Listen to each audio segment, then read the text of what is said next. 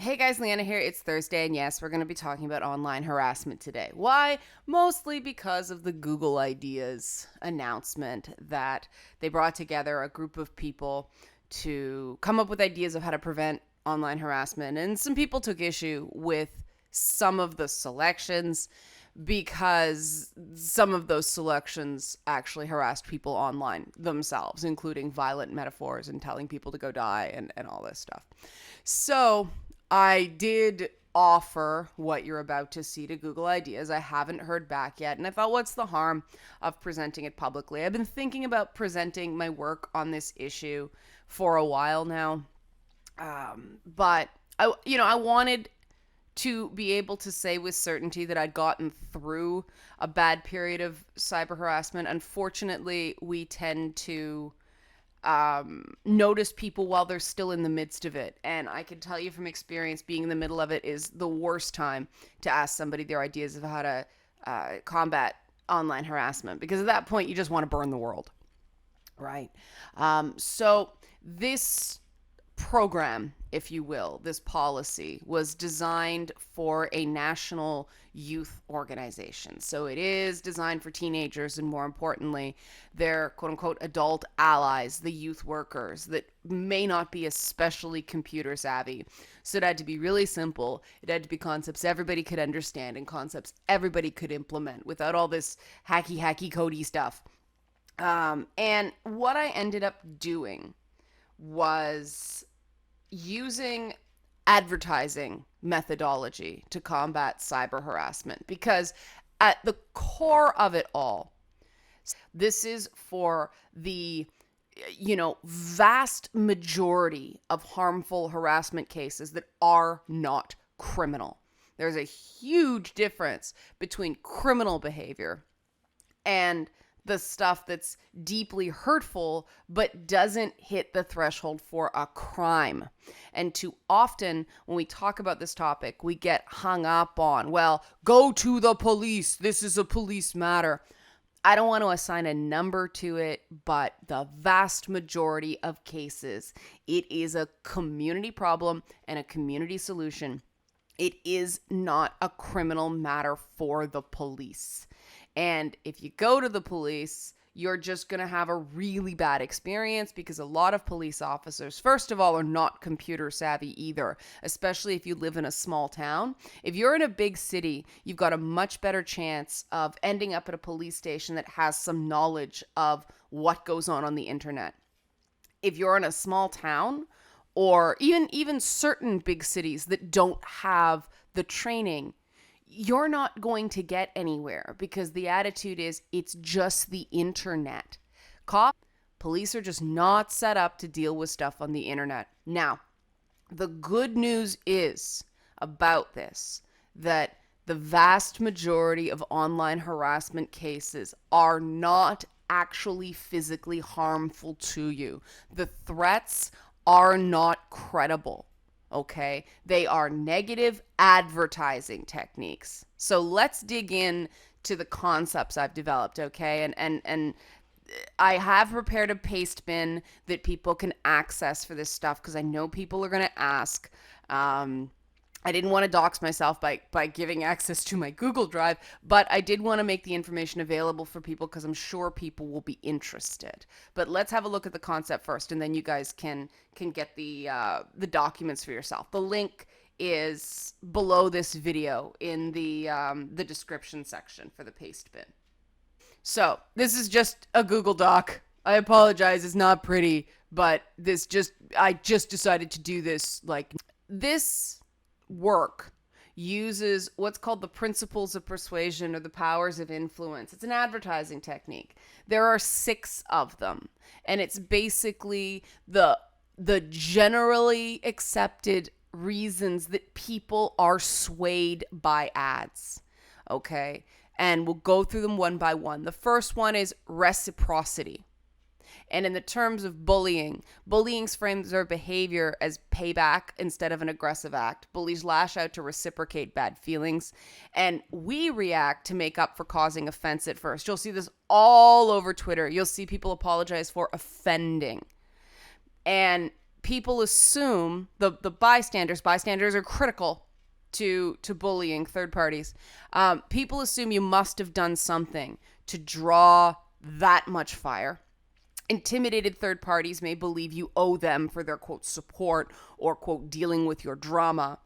And if they hit you, hit them back leads to a cycle of escalation online. Now, if they hit you, hit them back is the thing that a certain someone claimed they did recently to, quote unquote, draw fire away from a woman being harassed. Never, ever, ever, ever do that. Never draw fire, because it leads to a cycle of escalation. Do not try to take bullying on yourself, because all you're doing by acting obnoxiously, deliberately, is you're making it worse for the target of the bullying. Okay? It's a bad idea. And yes, this is somebody connected to this Google Ideas thing, which I think is why everybody freaked out. So the next one is commitment and consistency, and this is a critical one to keep in mind. Bullies use your best qualities against you by making you seem like a hypocrite. They use divide and conquer tactics to try to play people off each other, and cyberbullying requires consistency as well. This is before we had the term social justice warrior. This was prepared a few years ago. I called it the social crusader profile. You do see that a lot in online bullying, that people claim there is a cause they are fighting for, and that justifies their deplorable behavior. It doesn't matter what the cause is. It's the, people said there's no bad tactics, only bad targets concept. That's what we're talking about here. But the important thing about this principle is not only, actually all these principles, they don't just apply to the person being bullied. They apply to the people bullying as well.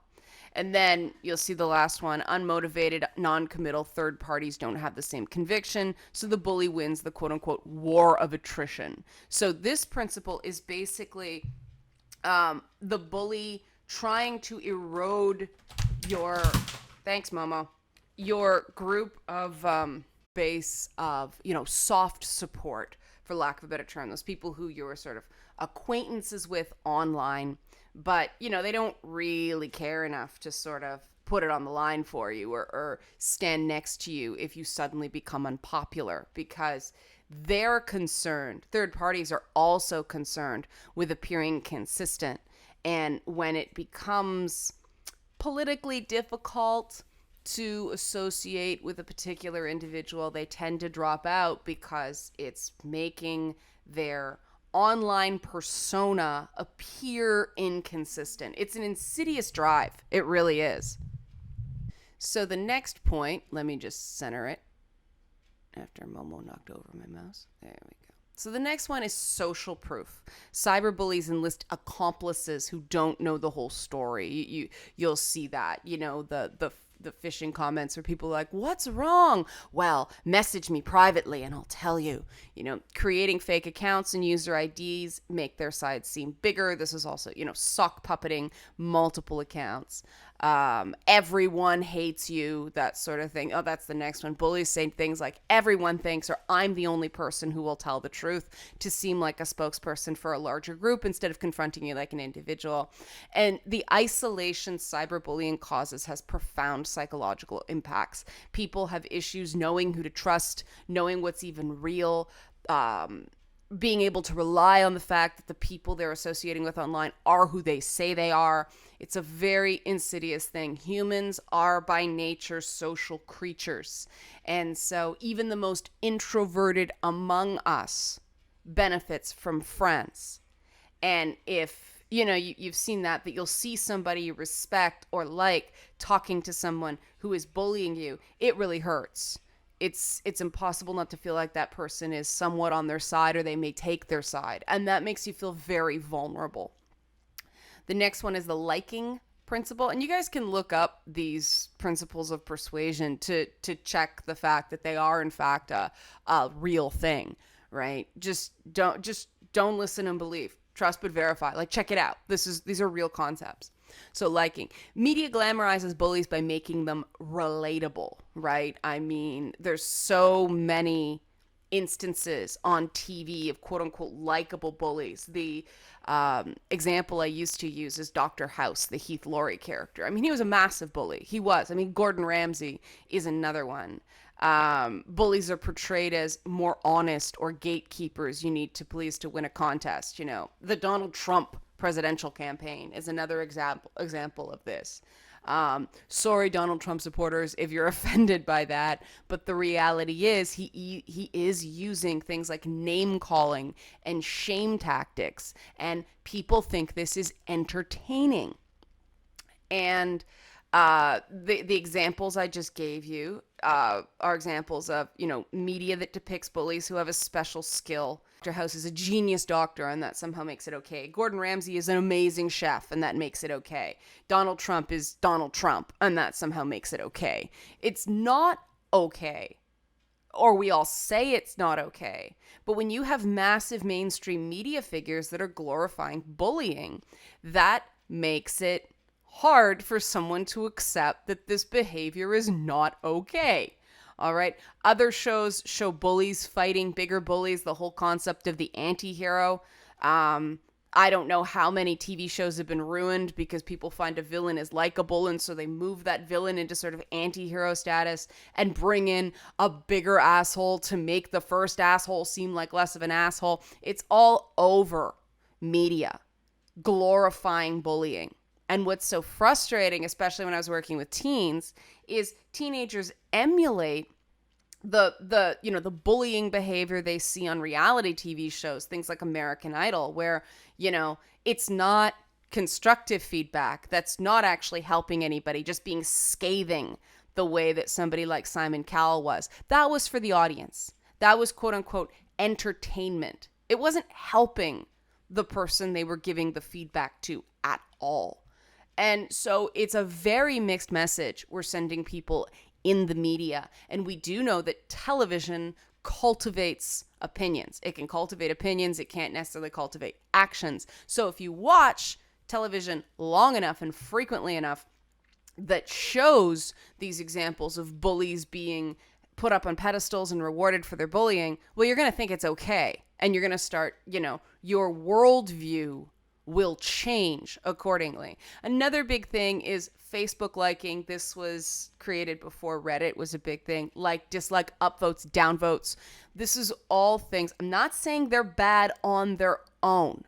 I'm saying they are tools bullies can use. I mean, the 15 people who instantly dislike any video I make about a certain person who happens to be in the same essential wheelhouse as I am in video games. It's instant. There's 15 people who just dislike the videos. They don't even have time to watch it.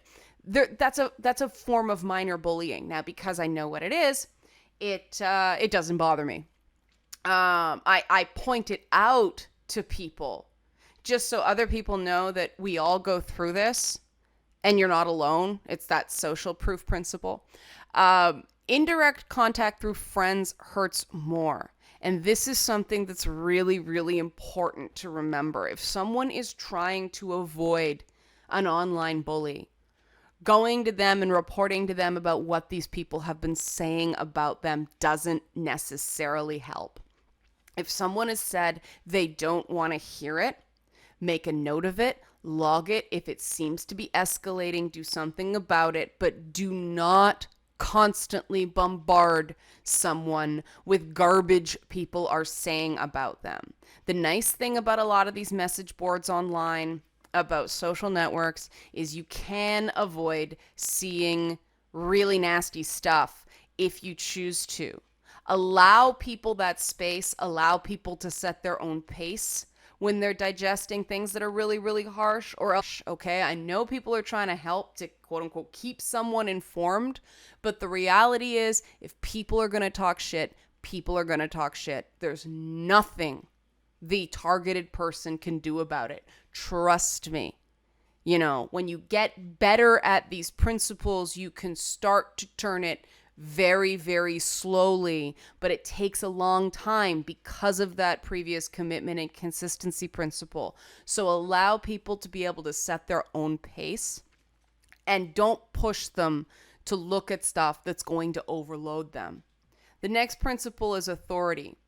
Bullies always have, and when I do my PowerPoint presentation on this, I have a picture of Eric Cartman going, "Expect my authority," because it's funny, and teenagers like South Park.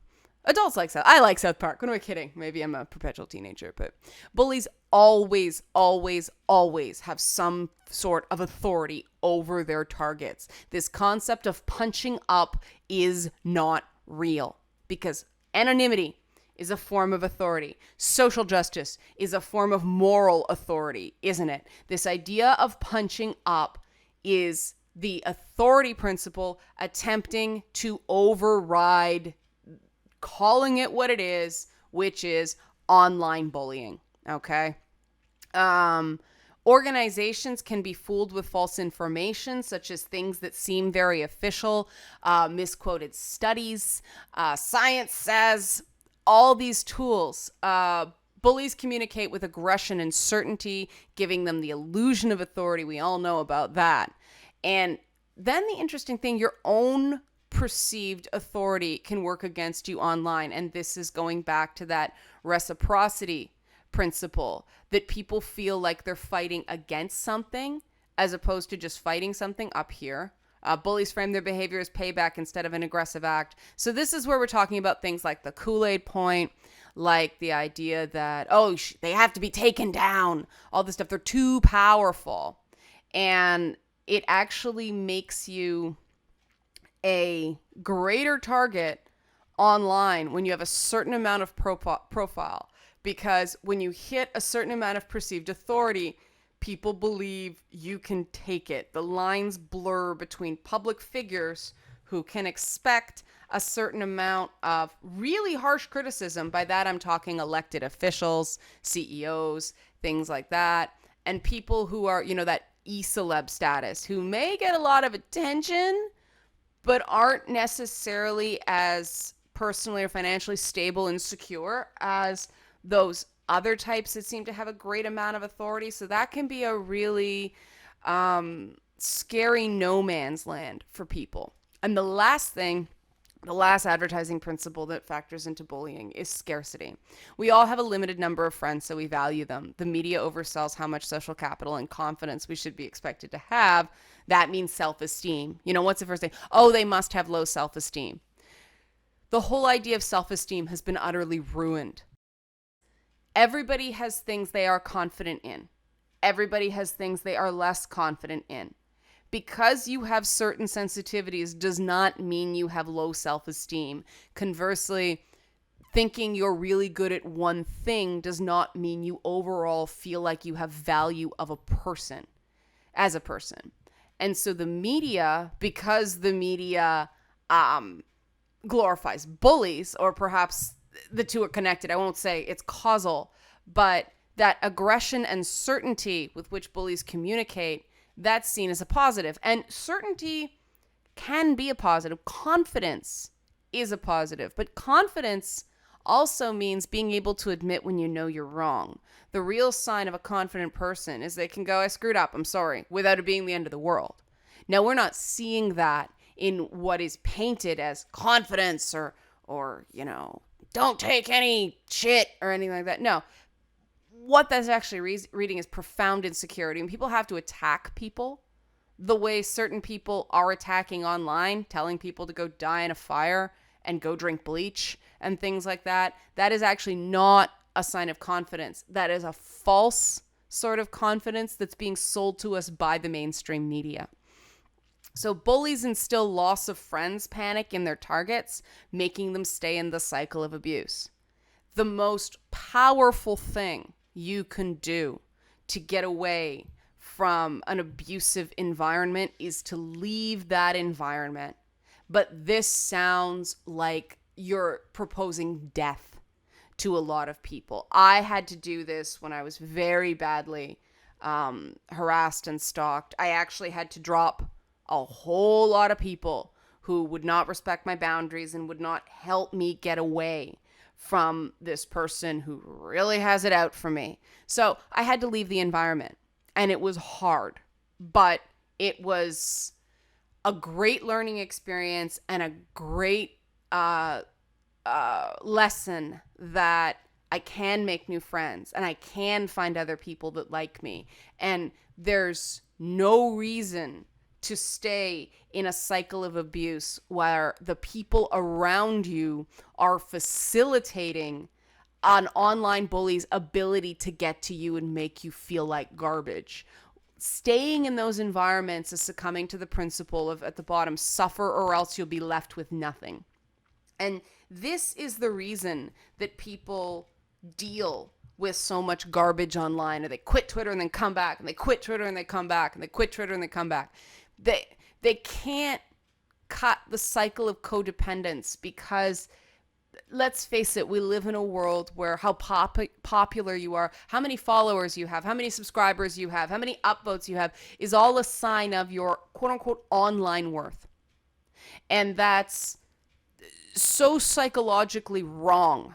Worth is not something you're given by others. Worth is something that's in yourself. Some of the most worthy people on the planet only have 50 Twitter followers.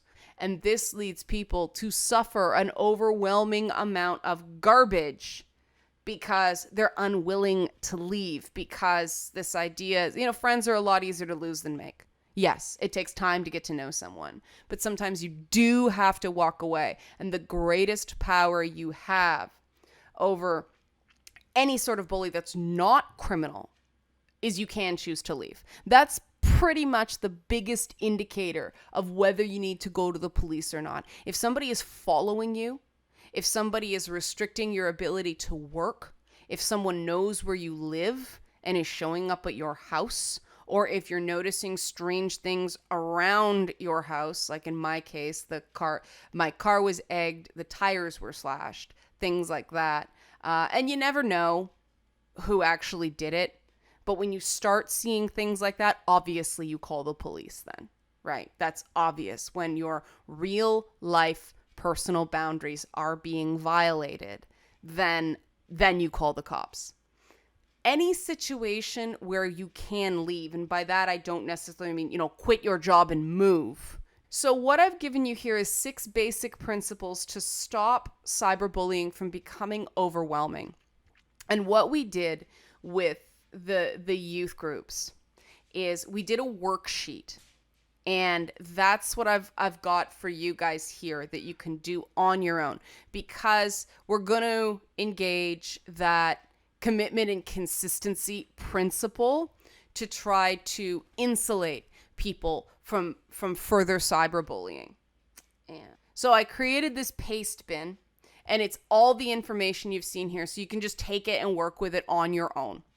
But what we did with the teenagers is we actually had them fill out, they write, what are you going to do with your anti-bullying plan on each of these points? Because a successful anti-bullying strategy engages all of these. If you only engage a couple, like say you only address reciprocity and social proof, well, the bully's going to nail you on the other 4 principles. If you're not using all of them, they will dance around them and weave around your attempts to, get mental equilibrium again. And what we did with the youth is we had them actually create these for their schools and clubs. Everybody signed them, meaning they agreed to it. When people sign something, they're more likely to continue with it. They feel held to it because of that commitment and consistency principle. And so this is something, it seems really dumb. Oh, we're all going to sign it. But it's a psychological thing. It's you all agreed to this. We all have this plan. We're not going to recirculate the tweets of the bully. For instance, that's the liking principle, right? We're not going to see this person as an authority on any particular issue. We're not going to give them that, power of authority. We're not going to worry about losing friends because the group is in this together and we know we have each other. There's the scarcity. We're not going to bow to popularity. We're not going to reciprocate the nastiness, and we're all going to follow these rules that we've agreed to here. That's a very simple anti-bullying plan that includes all 6 principles. And again, you need all 6, because if you don't have all 6, they're gonna get you on the gaps in your defense. So the other thing you can do, that is what we do in advance. When a person's being a target of online bullying, we go, okay, we're gonna logic through this, right? What principle, what power of persuasion is the bully using at this time? And once you start looking at it and going through it, the panic reduces in your brain, and you start seeing the bully for what they are, which is oftentimes a lot of hot air. And if you don't find something, if you don't find anything where it really fits, if it really is bad, then it might be an indication that this is more serious than a community issue. The other thing I suggested for people is celebrate your victories and incorporate rewards. So, if you go through a bad time, have a little online hangout where you just listen to music or play video games or something like that together. Don't spend your entire time dealing with online harassment. You have to be people, because again, it's that consistency thing. If they make you live this thing, then they have power over you. If you don't live it, if you go on living your life, they're going to be much easier to deal with as a nuisance as opposed to someone you're afraid of. So that's a really quick version of the principles. This is what I would give Google ideas if they got back to me. The other thing is, don't trust the privacy settings on Facebook or Twitter. Assume everything you put on the internet is public. That should go without saying, but it's amazing how many people think that they can have a so-called private conversation online. Nothing you put online, even in direct messages, is private. It will come out. Information likes to become public. That's why conspiracy theories are usually hokum, okay? If there is something to find, especially on the internet, someone will eventually find it. So don't rely on privacy settings. Get on Skype, get on the phone. If you're in the same city, meet in person to discuss things, especially sensitive things like this. So I hope this helps, guys. And I hope this actually gives you guys some understanding, some social proof that there are people out there who are doing this in a sane way, that aren't making it about an us versus them war. Because again, that's that reciprocity principle of cyberbullying. And that, to me, is the big stumbling block that we're having online, that people think that cyberbullying can be fought fire with fire. And that's not so. We don't really have time now to get into, what to do afterward. That's something we can do later if this is popular enough. But please take this document, take the data, use it, please. If you want to share what you've got with me, go ahead. I love it when people share stuff.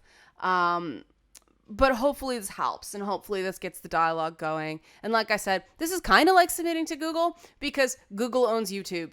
And so there you go. Hope you guys like it. See, that was the liking principle. See, it's amazing.